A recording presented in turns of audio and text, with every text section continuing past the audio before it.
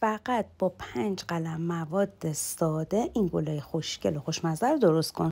مطمئنم که همتون تو خونه از این خمیرای هزارلا دارین و نمیدونین که باهاش چی درست کنین. خمیر رو باز کنین، به این قسمت هایی که من تقسیم کردم تقسیمش کنید. حالا روی هر کدوم یک قاشق نوتلا یا شکلات صبحانه بریزید و پهنش کنید. بعد مخلوط شکر، دارچین و گردو خورد شده رو روش بریزید و طبق ویدیو همونجوری که من دارم جمعش میکنم اول مربعش کنید.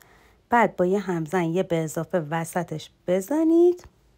به این قسمت های مساوی تقسیمش کنید و مثل گل بپیچید و داخل فر بذارید تا بپزه. فقط با 5 قلم مواد ساده این گلای خوشگل و خوشمزه رو درست کن. مطمئنم که همتون تو خونه از این خمیرای هزارلا دارین و نمیدونین که باهاش چی درست کنین. خمیر رو باز کنین، به این قسمت هایی که من تقسیم کردم